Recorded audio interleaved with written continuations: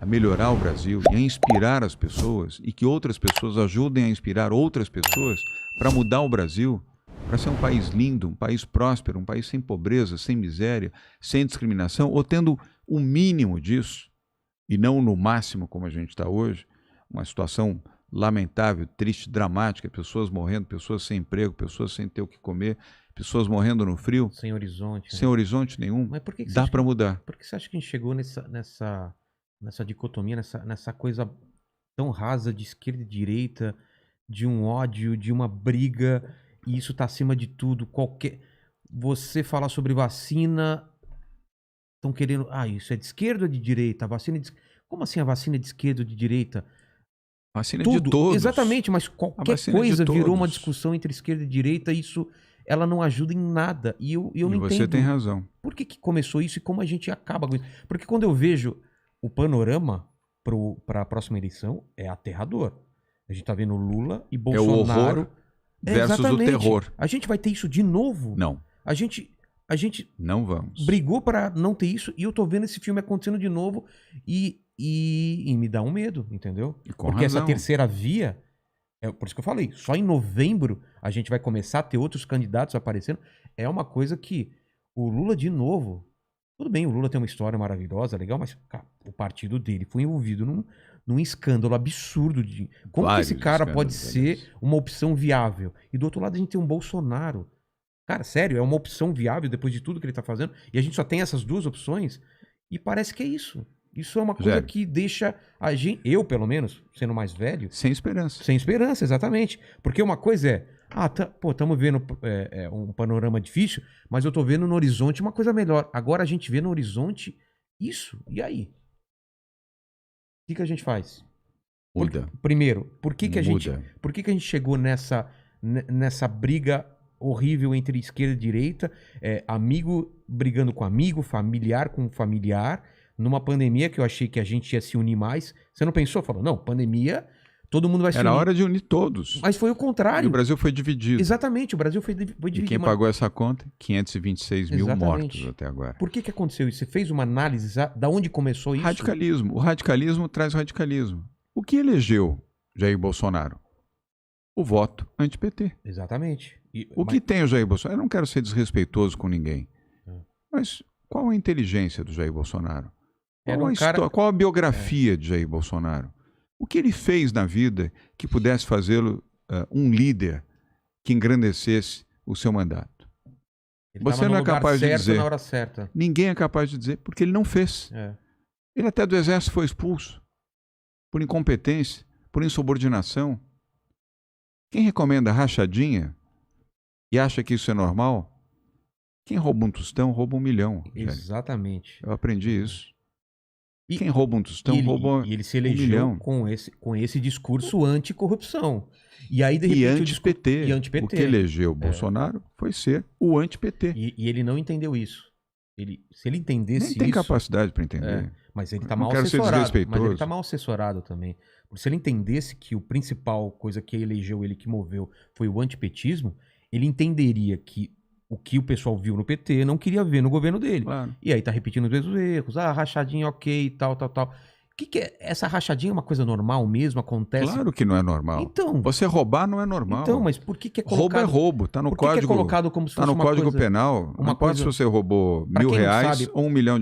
Você é ladrão. Pra quem não sabe o que é rachadinha, é aquela coisa de você contratar as pessoas e elas devolverem um dinheiro pra você. Não é isso? Contrata, não trabalha, dinheiro público na Assembleia Legislativa ou na Câmara Municipal.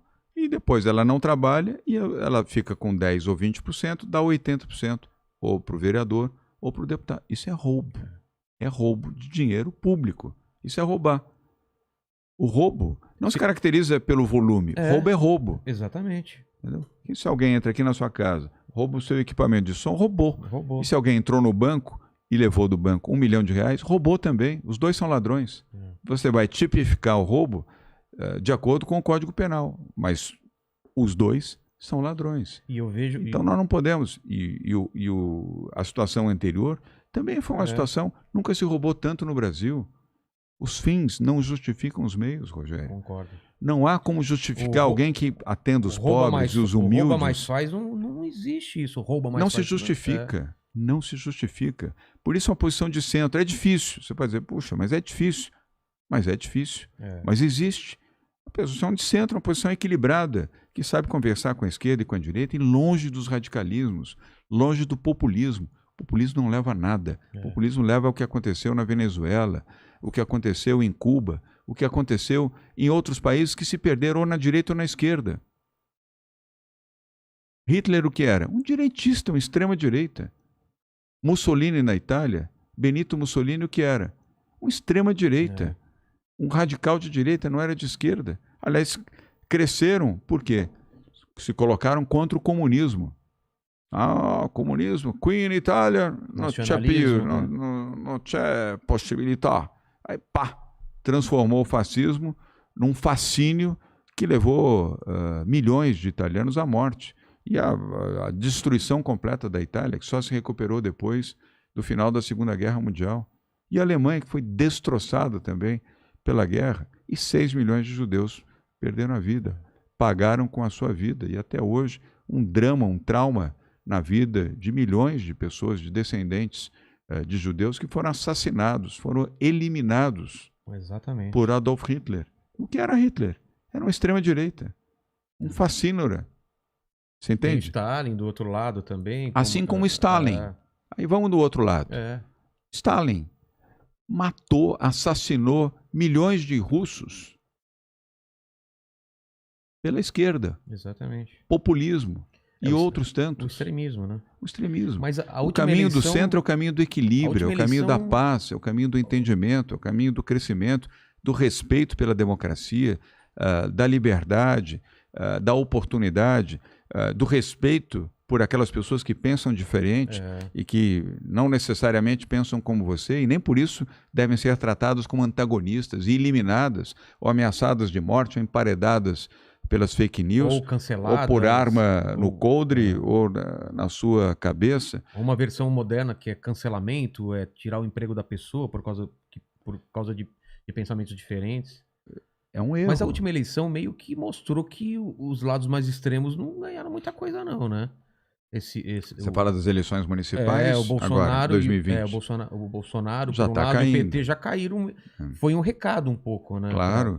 Por isso é que hoje as pesquisas indicam isso claramente. É que as pesquisas estão indicando que o Lula venceria no primeiro turno, quase. Sim, mas indicam também que 50% do eleitorado no Brasil é um nem-nem.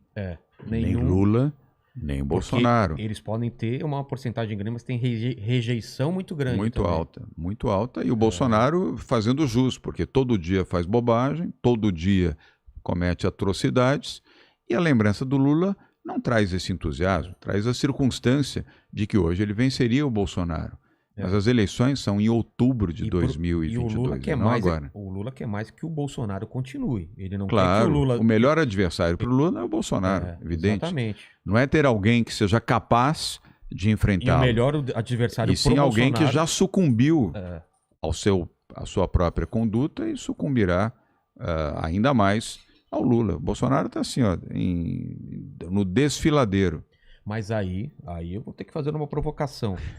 E na eleição, quando você se aproximou do Bolsonaro, naquela época você não tinha noção que ele ia se tornar o que era hoje? Não. Porque era o antipetismo. Você também estava batendo no PT. Eu venci o PT, como é que eu poderia votar no PT? Exatamente. Eu venci o Fernando Haddad na Prefeitura de São Paulo. Como é que eu podia votar no PT? E eu não anulo o voto. Isso, por princípio, eu não anulo nem cancelo o voto.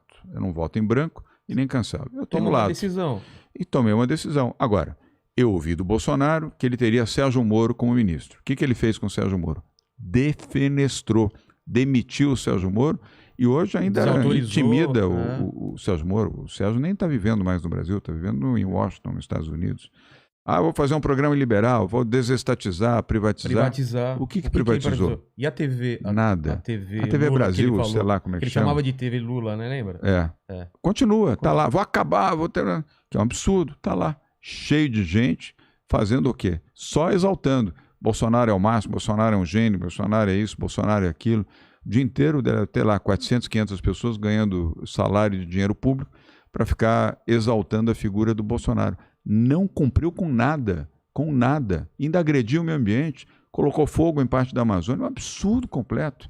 Em 2 meses de governo Bolsonaro, eu disse, mas que erro que nós cometemos, eu inclusive. E eu não tenho compromisso com erro, Rogério. Eu errei ao votar em Jair Bolsonaro. Como milhões de outras pessoas também erraram, porque acreditaram que ele poderia simbolizar o anti-Lula e um governo liberal, um governo pró-Lava Jato, pró a justiça, sem corrupção, etc. Olha aí a CPI do dólar. Não, pode comprar. Compra a vacina, mas lembra que tem $1 para mim e eu vou dividir esse dólar com outros, mas pode comprar. Faz rachadinha, uma boa.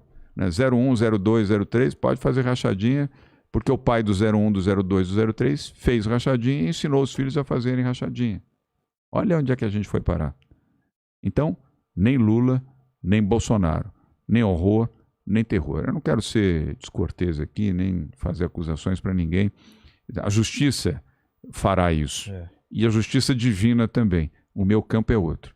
O meu campo é do Brasil, das pessoas de bem. É possível reunir no Centro Democrático pessoas de bem e colocar o Brasil numa posição que gere emprego, gere oportunidade, atenda aos mais pobres, tire essa diferença colossal entre os mais ricos e os mais pobres. E para isso, você não precisa criar vulnerabilidade para os mais ricos, cria oportunidade para os mais pobres. Outra coisa também que eu fico pensando é, porque se discute, mas a gente tem que negociar com todo mundo e tal. Você sendo dialogar presidente... sim, negociar então, não. Mas é que tá, como que você consegue governar um país sabendo de toda essa sacanagem que tá entranhada lá no que já acontece há décadas? Como que a gente faz? Como que a gente muda isso? Com atitude.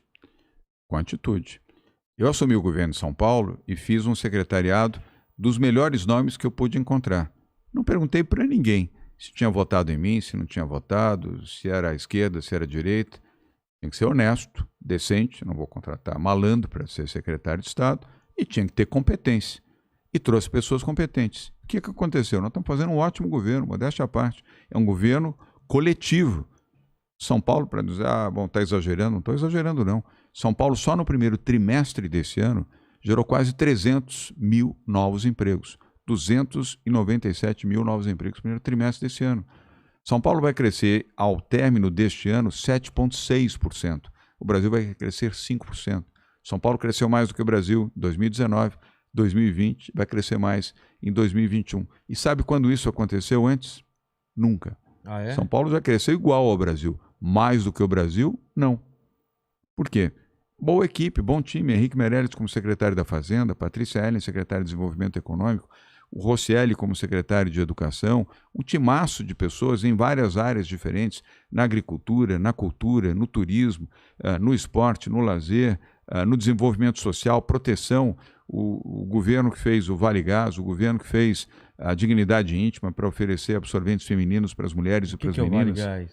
O Vale Gás é um vale de R$100 para as pessoas sem renda, as pessoas, vamos dizer, que vivem em comunidades muito pobres, tem que ter dinheiro para comprar o gás. Não dá para comprar R$100, você gastar R$100 para comprar um botijão de gás, Rogério. É muito caro. Cada 2 meses você gastar R$100, para quem não tem renda, é muito. Tem o negócio dos incêndios que tem... Também o risco, você põe espiriteira em latas de sardinha, que você põe álcool e põe a panela em cima. Se cai aquilo, pega fogo no barraco, pega fogo na casa ou pega fogo nas pessoas. É um perigo. Você tem que dar o acesso ao gás, mas custando R$100, 110, 115, 120... Então, nós criamos um programa do Vale Gás. Mês sim, mês não, a pessoa recebe o Vale Gás para comprar o gás. A dignidade íntima, absorvente feminino, custa R$5 um pacotinho de absorvente feminino. Caramba. Uma menina, uma mulher, tem que usar durante o mês 2, 3 pacotes. Não tem dinheiro para isso. Tem dinheiro para comprar comida, como é que vai ter para comprar absorvente? Nós estamos investindo R$30 milhões oferecendo absorventes femininos para as mulheres, começando pelas meninas da rede pública de ensino. O São Paulo Acolhe, você sabe o que é o São Paulo Acolhe? É um programa que dá R$1.800 para as famílias dos órfãos da pandemia. As famílias sem dinheiro, o único provedor, que era o marido ou a esposa, ou muitas vezes perderam os dois, não tem como obter nenhuma oportunidade de trabalho, porque quem tinha oportunidade de trabalho morreu. Se foi. Então essas pessoas estão recebendo R$300 por mês de julho até dezembro, para terem pelo menos alguma oportunidade de sobreviverem e encontrarem alguma oportunidade de emprego. 4.200.000 cestas do alimento solidário. 4.200.000 cestas do alimento solidário. Para atender a população que precisa ter comida. São caixas com 25 quilos de alimentos que podem suportar a alimentação para uma família de 5 pessoas por 30 dias. Essa é a visão social, essa é a visão de compaixão que o governo de São Paulo está tendo com quem mais precisa. E nós estamos fazendo isso. A Bolsa do Povo, vários programas com recursos que nós temos para atender quem mais precisa. Isso talvez não seja muito, e não é, mas é um gesto, é uma atitude que ajuda quem mais precisa. Quando eu fui levar cobertores agora no sábado, lá com o padre Júlio Lancelotti, na pastoral, para essas pessoas em situação de rua, eu falei, bom, nós levamos R$100, R$50 de um cobertor e R$50 de um cobertor térmico. Sabe esses sacos de dormir térmicos? São bons e evitam que as pessoas pobres que moram na rua deitem sobre o piso gelado, da calçada ou sobre uma área molhada. Ele é impermeável. E mais um cobertor de boa qualidade. Você pode dizer isso é muito? Não é. Mas para quem não tem nada, Rogério, é muito importante ele receber isso. Então, a comida, o alimento, o pão, o cobertor, o agasalho, o aluguel social, a vacina, a saúde, é você poder criar a oportunidade para uma pessoa pobre poder tomar um banho quente, com sabonete, com um shampoo, para poder ter minimamente a sua dignidade. São pequenos gestos que constroem uma grande nação. São pequenos gestos que podem ajudar quem mais precisa. E é isso que a gente está fazendo aqui. E convidando outras pessoas a fazerem também. Eu convido a empresa privada para nos ajudar e eles respondem positivamente. Esses cobertores eu consegui de uma empresa, CCR, que foi lá no Palácio dos Bandeirantes essa semana para assinar um contrato conosco e eu pedi ao presidente da CCR, eu preciso da sua ajuda, porque eu estou vendo o frio intenso em São Paulo. Eu posso comprar, o governo de São Paulo tem dinheiro para comprar cobertor, mas eu tenho que fazer o processo licitatório. Vai levar 120, 150 dias. 150 dias já acabou o inverno. Já muitas pessoas morreram de frio nas ruas em São Paulo. Se você me ajudar, você pode comprar imediatamente e doar para o governo de São Paulo. E ele aceitou 50 mil cobertores. 2,5 milhões de reais, não é pouco. Você entende? Por que ele fez isso? Porque ele confia. Ele tem confiança de que isso vai para quem precisa, que são as pessoas pobres, as pessoas em situação de rua. A nova fábrica do Butantan está sendo feita com investimento privado, não tem dinheiro público. Porque se fosse ter processo licitatório, ia levar de novo 120, 150 dias, aí tem processo, impugnação, aí não dá, aí entra um promotor, aí entra uma ação pública. Nós precisamos de vacina. Então pediu ao setor privado aceitou, se mobilizou e doou 160 milhões para o Butantan, para fazer a fábrica que está ficando pronta agora. Essa que vai fazer a vacina que eu te falei, que a partir de outubro, novembro, dezembro, ela vai estar pronta. Mas e aí quando a gente joga para o âmbito nacional, que experiência que você teve de prefeitura e governo que dá para levar para lá? São Paulo é uma nação, maior? Rogério. São Paulo é uma nação, é um estado-nação. Nós temos 46 milhões de habitantes, o mesmo tamanho e praticamente Portugal. A mesma população da Espanha. Não, bem maior que Portugal. Maior que Portugal, bem maior que Portugal e com 3 vezes a população de Portugal. Caramba. 3 vezes o tamanho de Portugal, quase, e 3 vezes a população de Portugal. São Paulo como nação, se fosse uma nação, São Paulo só seria menor do que o Brasil, porque São Paulo está no Brasil, Sim. e o México, na América Latina. Nós somos maiores do que o Chile, do que a Argentina, do que o Peru, do que a Colômbia. Essa é a grandeza de São Paulo. São Paulo é um estado-nação. Tudo que nós estamos fazendo aqui, nós podemos fazer a nível nacional. Nós estamos recuperando a área mais pobre do estado, que é a região do Vale do Ribeira. Você já ouviu sobre isso. Um IDH igual ao do Nordeste. Baixíssimo. Já mudou. Porque nós lançamos lá o programa Vale do Futuro, investindo 5 bilhões de reais nesses 4 anos. 2 anos de investimentos já feitos lá. Porque a gente quer sair, claro, o assistencialismo tem que ser feito, né? Tem pessoa morrendo de... Você falou, tem gente que está morrendo de frio, morrendo de fome. Que precisa do cobertor, precisa da comida, precisa do abrigo isso já. É o agora. Mas nós não podemos eternamente ficar no assistencialismo. Exatamente, isso é o agora, que tem que ser feito, mas eu não vejo dos governantes, cara, um pensamento mais para frente, criar emprego, criar uma forma de a gente não viver só de commodity, não viver só de mandar as coisas lá para fora e comprar... Paternalismo, assistencialismo e comprar populismo. As coisas... Não, e a gente manda nossas coisas para fora os commodities e volta tudo caro pra gente consumir um computador, não sei o quê. E aí a gente não sai do mesmo lugar. E você tá certo. E por